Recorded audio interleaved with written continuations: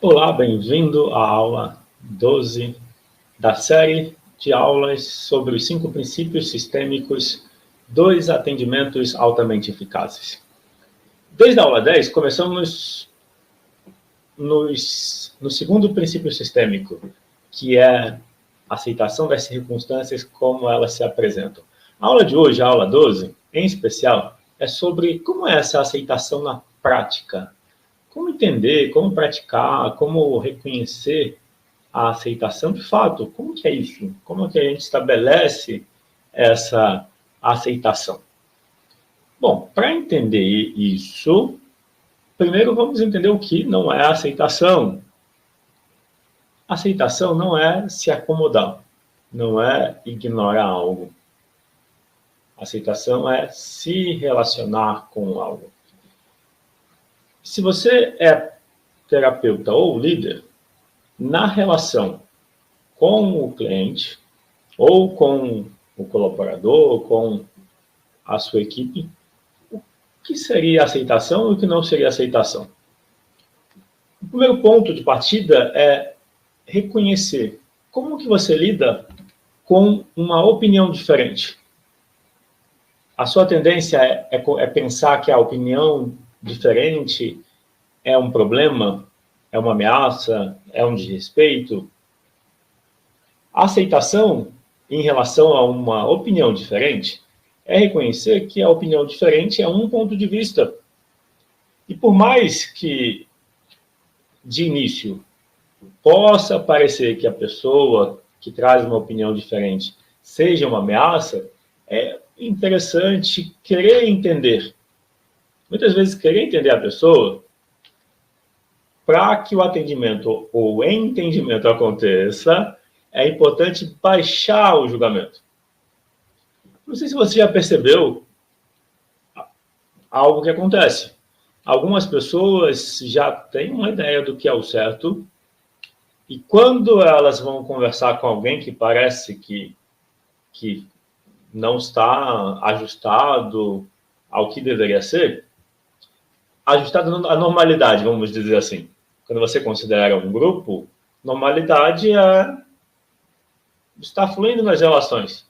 Alguém pode não estar ajustado porque está aquém, ou seja, não está fazendo o mínimo. Mas uma outra pessoa pode não estar ajustado porque está fazendo um pouco mais. Isso também incomoda o grupo. Então, é importante entender que quando alguém não se encaixa dentro de uma normalidade, não necessariamente isso por si só é um problema. A pessoa pode ter uma qualidade que não está sendo aproveitada. Ontem eu estava pesquisando sobre... Eu vi alguns vídeos sobre Thomas Edison. Thomas Edison foi um inventor da lâmpada incandescente e mais de 2.000 patentes de invenções. E tem uma coisa que eu achei bem interessante na história dele, não sei se você conhece. Escreva nos comentários se você conhece a história de Thomas Edison. É interessante conhecer, porque o que eu sabia sobre ele é que para inventar a lâmpada elétrica, ele tentou mais de 1.000 vezes, ou mais de 10.000 vezes. E perguntaram para ele, olha, você não se importou de errar tantas vezes? A resposta dele foi, cada vez que não deu certo, eu encontrei uma forma de não fazer. Porque sempre é possível fazer melhor. E aí, eu vendo a história dele com mais detalhes, eu achei interessante que na infância ele não se ajustou à escola. E aí mandaram ele para casa com um bilhete dizendo que ele era retardado, devagar, que ele não estava ajustado, que a mãe precisaria cuidar dele. O que a mãe fez? Guardou a carta e falou para o Thomas Edison, olha, a escola não dá conta de você. Você é muito inteligente, acima da média, e eles não conseguem te ajudar. Então, a sua educação vai ficar por minha conta. Parece que a mãe dele era professora, se eu não me engano. E aí ele passou a estudar em casa, de forma autodidata também, e a fazer experimentos. E a criar invenções. Então, imagina alguém que... Eu não estou seguro da data, mas 1920, talvez, eu não lembro exatamente o ano que foi, das invenções, mas é início do século passado. Ele criou mais de 2.000 patentes, ou seja, invenções, e foi considerado retardado ou desajustado, mas era um desajuste que a própria instituição de ensino não dava conta e julgou que ele estava abaixo. Ao mesmo tempo, ele pôde fazer um estudo autodidata e, com isso, criou várias dimensões. Para mim, foi interessante conhecer essa parte, o papel da mãe que, na verdade, comunicou o positivo, que é, olha, você está acima do que a escola pode atender, então a sua educação vai ser feita em casa por minha conta. E ele teve a liberdade de exercitar a criatividade. Então, eu achei bem interessante. Aí a pergunta é, você como terapeuta ou líder, tem esse olhar, seja para o seu cliente de terapia, seja para o integrante da sua equipe, de que pode ser que a pessoa não pareça ajustada ao grupo, talvez porque ela tem uma qualidade que não está sendo aproveitada? Como olhar para isso? Aí entra a aceitação como um olhar prático. A prática da aceitação seria um olhar sem julgamento. Um olhar que vê o positivo. Eu fiz uma pós-graduação em terapia da constelação familiar, faz 2 anos, se eu não me engano, e para fazer o artigo científico, eu quis fundamentar aquilo que eu já fazia. Dentro da sessão de constelação familiar, eu trabalho com as emoções básicas, em especial tristeza e medo. Eu percebi que a tristeza é uma emoção mais profunda, mais essencial. E que ao trabalhar a tristeza, o medo também muda. Mas também é preciso trabalhar o medo. Eu percebi essa interdependência entre tristeza e medo. Como a tristeza sendo uma emoção mais profunda e o medo protegendo a tristeza. Ou seja, protegendo que você entre em contato com a tristeza. Isso não quer dizer que é positivo o que eu estou dizendo, o que acontece. É uma observação do que acontece. O positivo é, eu preciso cuidar da tristeza por trás do medo. Mesmo que o medo não queira que eu entre em contato com a tristeza. E aí, no artigo, eu quis fundamentar, busquei obras que me trouxessem referências para explicar essa relação, mas sempre com ênfase de como trabalhar com a tristeza. Aí eu achei uma abordagem chamada ACT, que é Terapia do Compromisso e Aceitação. Eu achei bem interessante, eu pensei, olha que legal, eu já trabalho com aceitação, porque isso, as ordens do amor, ou princípios sistêmicos da constelação familiar, é equilíbrio entre dar e receber, pertencimento e precedência, ou hierarquia. Então, ao trabalhar essas 3 ordens, a aceitação para mim era um reconhecimento dessas 3 ordens. Porque o pertencimento é isso. O pertencimento é, todo mundo tem direito igual a pertencer. Não tem como excluir alguém. E se excluir, existe consequência. Então, para mim, o pertencimento fala da aceitação. Não é a crença religiosa de um integrante da família que justificaria a exclusão dele. Ou seja, nada justifica a exclusão, a princípio. Alguém que comete um assassinato, essa é uma exceção do pertencimento. Geralmente, essa pessoa, ela mesmo se exclui. E é importante reconhecer, que a pessoa pertence, mas também que ela pode se afastar.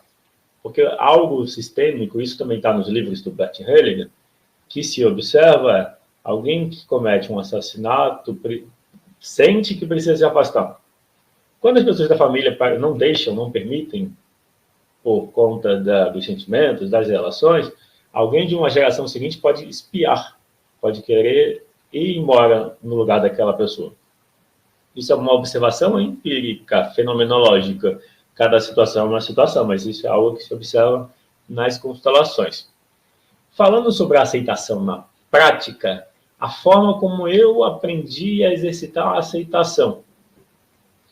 Bom, eu fui funcionário público, oficial de carreira do Exército por quase 17 anos.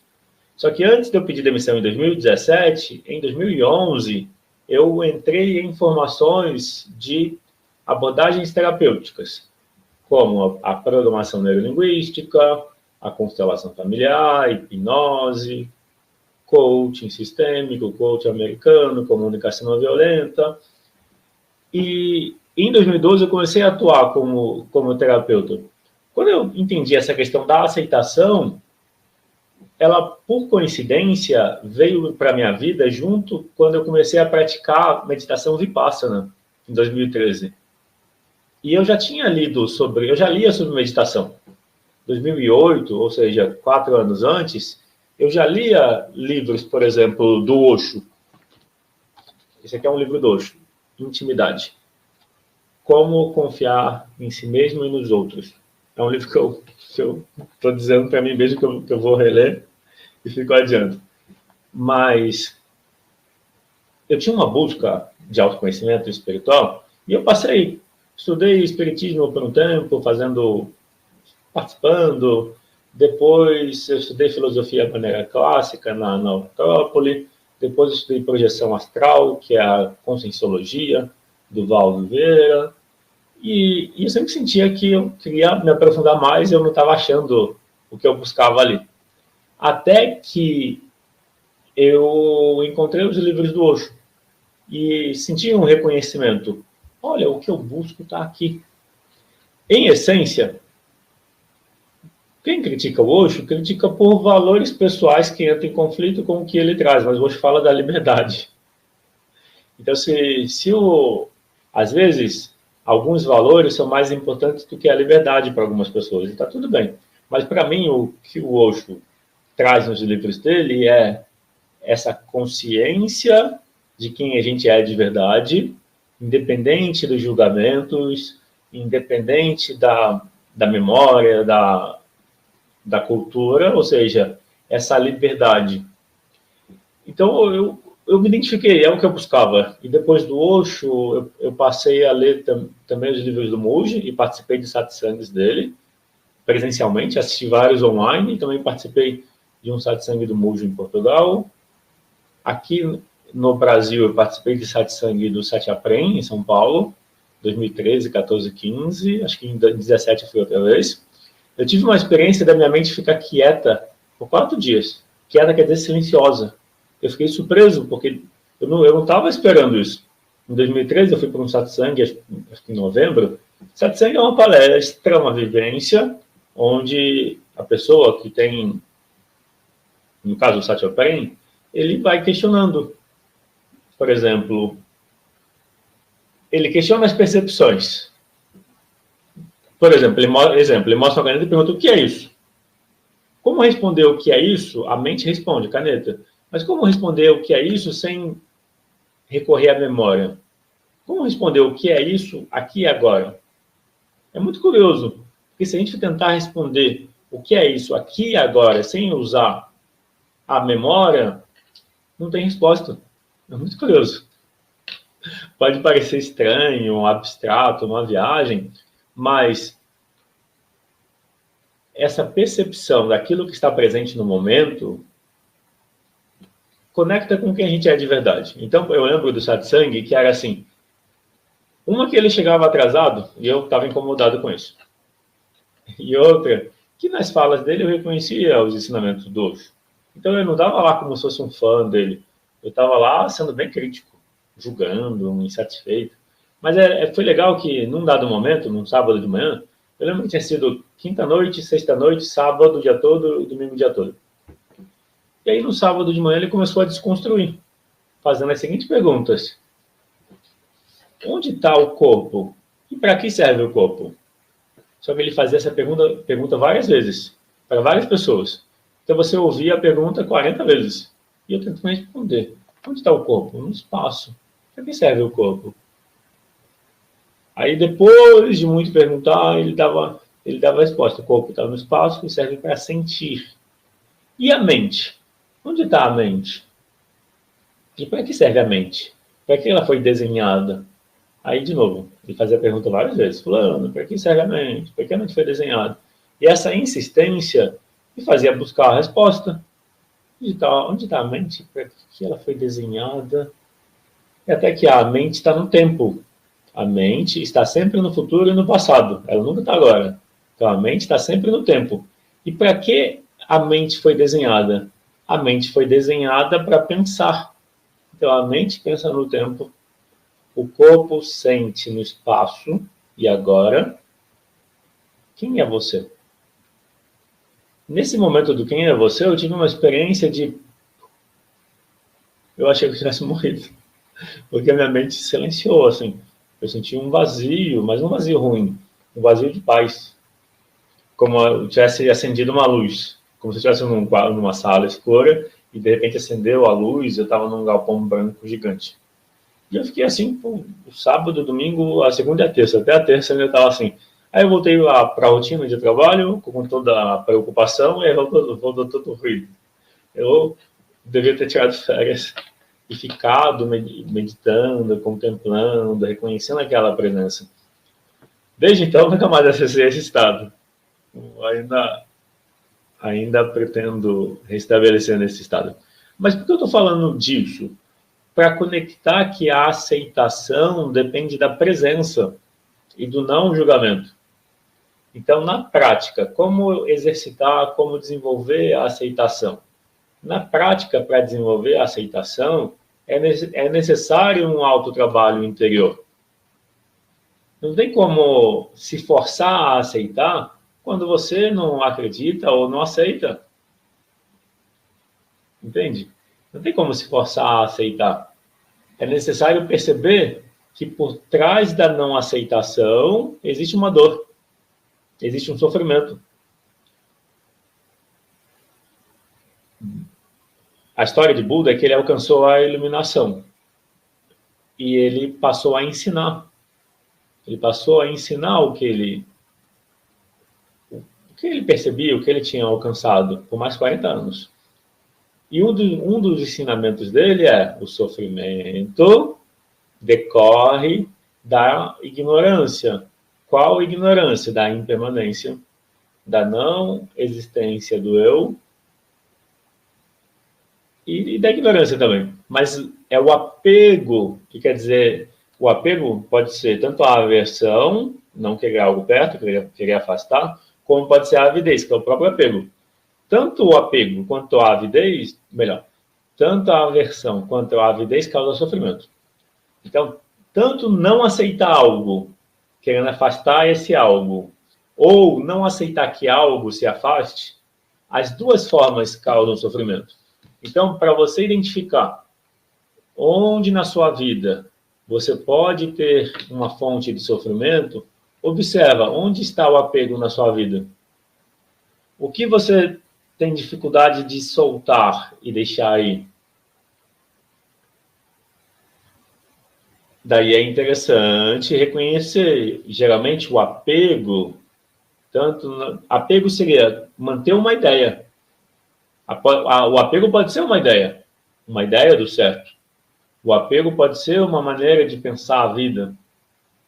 Apego a uma ideia de que as pessoas devem seguir uma dada religião.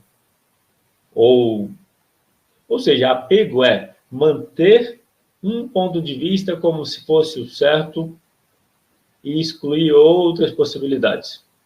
Nesse sentido, a ideia do apego. Apego é não aceitação. Como praticar a aceitação na prática? Reconhecendo que a dificuldade de aceitar precisa ser trazida para a consciência. O problema de não aceitar é o sofrimento. O problema direto da não aceitação é o sofrimento. Porque imagina, você quer ajudar alguém, mas você está impondo a ajuda do seu jeito. Pode até ser bem intencionado, mas se não tiver aceitação, se não tiver escuta, não adianta você ajudar alguém e a pessoa ficar insatisfeita ou ficar magoada com você. O que seria a aceitação nesse caso? Seria a empatia, a escuta, reconhecer que é possível também de outro jeito. A aceitação também é reconhecer que o seu jeito não é o único certo. Pode ter o jeito da outra pessoa também. Os dois jeitos podem dar certo.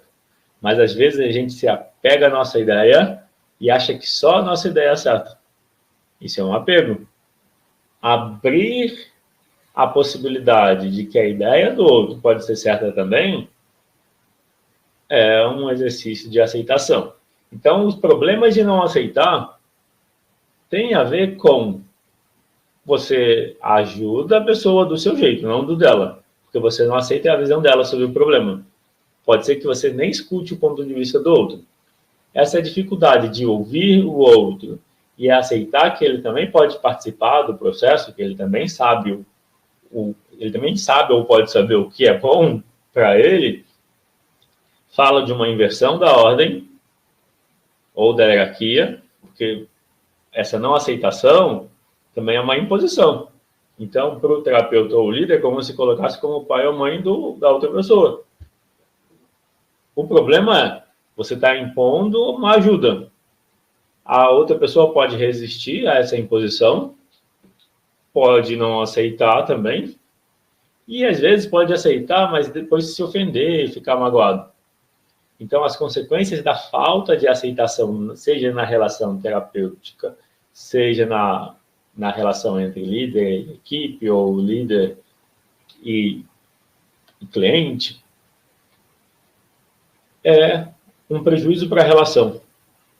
A aceitação é essencial em qualquer relação. O que é a aceitação? É lidar com aquilo que está presente, é ver o outro como capaz de trabalhar pela solução e você como alguém que está disponível para ajudar, na medida que a outra pessoa queira. Ficou claro isso? Então, problemas da não aceitação. Dificuldade de comunicação, resistência, ressentimento. E, no fim das contas, será que vale a pena ajudar sem aceitar o ponto de vista da outra pessoa? Ou aceitar que a pessoa pode não querer sua ajuda? Ah, mas se você tem todas as ferramentas, como que a pessoa não aceita? Tem uma passagem, eu não vou saber citar qual é o versículo da Bíblia, mas que diz assim, que não existe profeta na própria terra. Acho que quando Jesus está de volta na terra onde ele nasceu, e lá ele não fazia milagres. E a ideia é, às vezes são as pessoas próximas de você que não vão querer sua ajuda. Você vai precisar, talvez, indicar alguém próximo de você se você é terapeuta, para fazer terapia com alguém de confiança. Porque as pessoas próximas têm outras questões emocionais. E então, com você, então, reconhecer que é melhor contar com a ajuda de outra pessoa pode ser o caminho. Mas querer impor a ajuda ou não aceitar que a pessoa não aceita a sua ajuda, isso traz sofrimento. Isso prejudica a relação. Então, bom, se você estiver gostando do conteúdo, essa é a aula 12, então você pode assistir as aulas anteriores. Se você está no YouTube e não está inscrito no canal, lembra de se inscrever e também compartilhar o conteúdo. Pense em alguém que pode se interessar por esse tema de visão sistêmica. A gente está falando sobre ordens da ajuda, ou princípios sistêmicos da ajuda, ou princípios sistêmicos dos atendimentos altamente eficazes, com o foco de desenvolver a postura interna. Qual é a postura interna que traz os resultados com mais facilidade? Esse é o sentido. Bom, aí vamos para, então, como trazer, então, a aceitação na prática.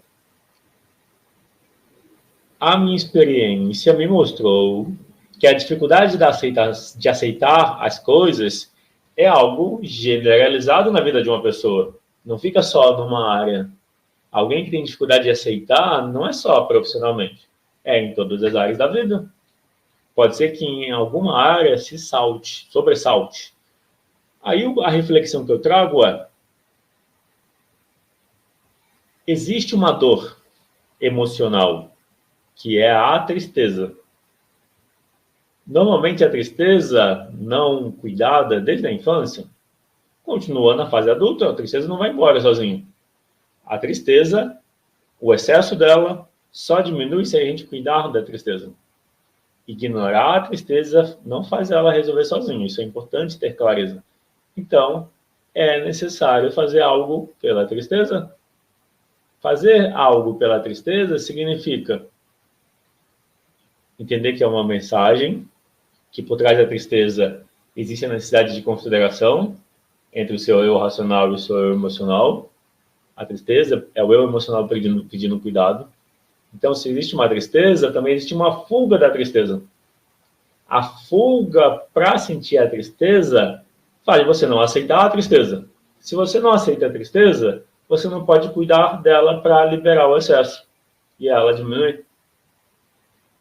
E muitas vezes, se você não se relaciona com a tristeza, você não consegue perceber que às vezes a tristeza não é só sua, é também da família. Essa tristeza acumulada ao longo do tempo, que não se sabe lidar, é a causa da não aceitação. Então, para trabalhar a aceitação nos relacionamentos, seja terapêutico, seja entre líder e equipe de trabalho, é necessário olhar para dentro e perceber como eu estou lidando com a tristeza em mim. Eu estou cuidando dela? Como que eu lido com alguma frustração? Eu fico abalado? Ou eu consigo acolher a tristeza que eu sinto? É comum as pessoas fugirem da tristeza e nem dar esse nome para o que sentem. Eu fugia da tristeza. Eu já tinha feito várias e várias constelações, eu como cliente, desde 2011, e eu só fui olhar para a tristeza em 2018. Então, 6, 7 anos depois. O que isso mostra? Que a gente tem uma habilidade muito grande de ignorar o que a gente sente. A tristeza é uma emoção básica. Ela comunica que eu preciso cuidar do meu eu emocional. Então, eu preciso olhar para ele. Se eu não olho e não cuido do meu eu emocional, porque existe uma tristeza, é normal que ele aumente. Bom dia, Lela Mendes, bem-vinda. Quando a gente olha para a tristeza e cuida dela, é normal que ela diminua. Quando a gente ignora a tristeza, ao longo do tempo ela vai aumentando. E para ignorar a tristeza, a gente já está, no mínimo, não aceitando ela. Se eu não aceito a tristeza que eu sinto, eu já tenho estabelecido dentro de mim a não aceitação entre o eu racional e o eu emocional. Essa não aceitação dentro de mim vai se refletir nas minhas relações. Então, na prática, se você quer exercitar a aceitação nos relacionamentos, na prática, se esse é seu objetivo, você precisa levar a aceitação para você, para o seu eu emocional. E aí você precisa cuidar e curar da tristeza. É pensar que a tristeza acumulada é como se fosse uma ferida, um machucado, que precisa ser limpo e cuidado. Como que você limpa e cuida da tristeza? Estando em contato com ela, respirando nela, acolhendo, como se estivesse conversando com uma criança. Pensa no seu emocional que está triste, como se fosse a criança triste. Daí não importa o porquê está triste. O fato é, existe uma tristeza e está tudo bem. E aí você está ali para cuidar. E você está com você.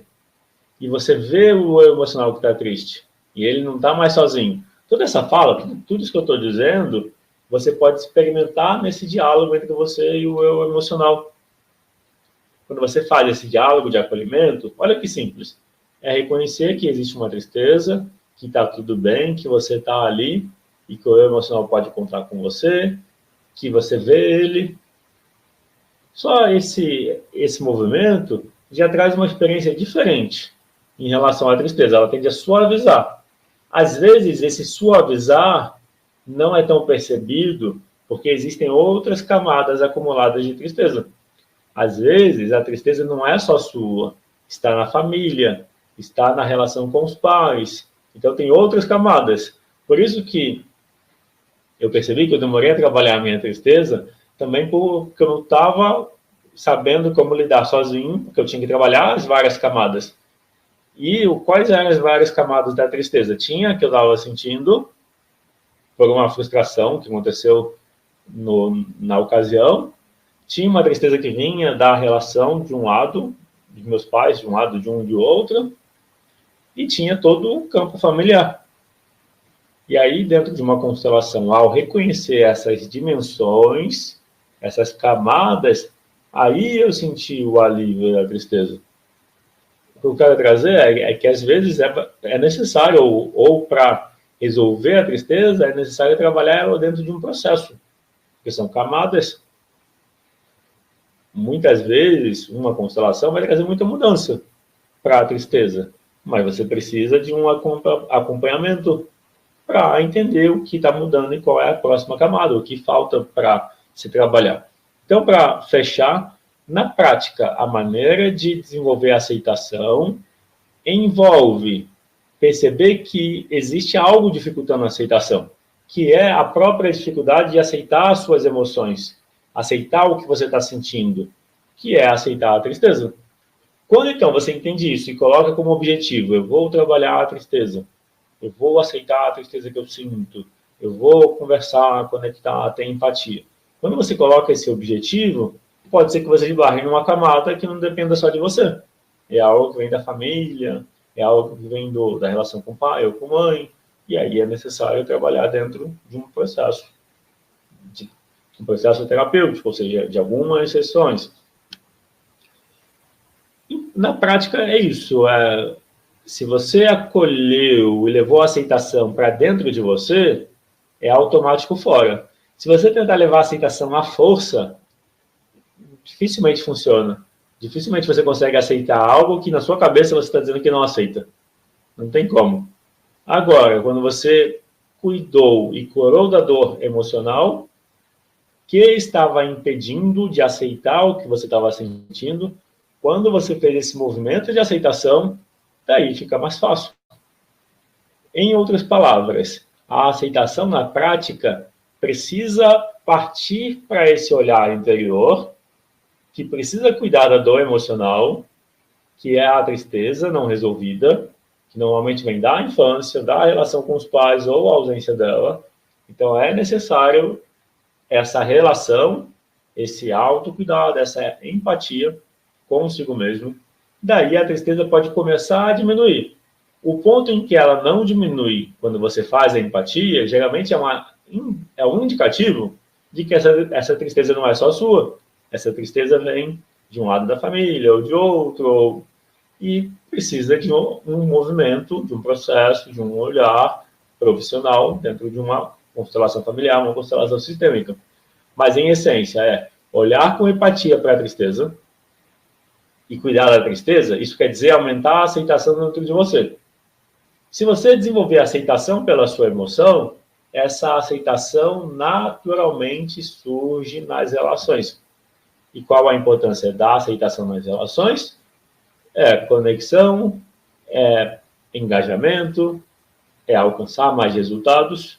Então, quando você tem essa postura de empatia, de ouvir o outro, de aceitar diferenças, naturalmente se tem mais resultados. Seja como terapeuta, onde se tem essa aceitação e escuta para o outro, sem querer impor um modelo de certo. E como líder, também se tem essa aceitação do outro como certo, mesmo que ele tenha uma opinião diferente. E para fechar, eu vou compartilhar, deixa eu ver, uma mensagem a Lela Mendes escreveu. Importante, a ausência de relação humana saudável adoece a gente. Exatamente. E se manter numa relação não saudável, já fala de uma... É mais ou menos assim, se você estiver ignorando o que você sente, você já cria um conflito dentro de você. Esse conflito dentro significa, eu não sei lidar com as minhas emoções, então eu estou em conflito com elas. Existe uma dor e eu estou fugindo do contato delas. Então isso já é um conflito. Isso já é uma postura abusiva dentro de mim. Se eu estou sendo abusivo com o meu eu emocional, isso tem uma forte tendência para eu me colocar em situações abusivas e me manter nelas.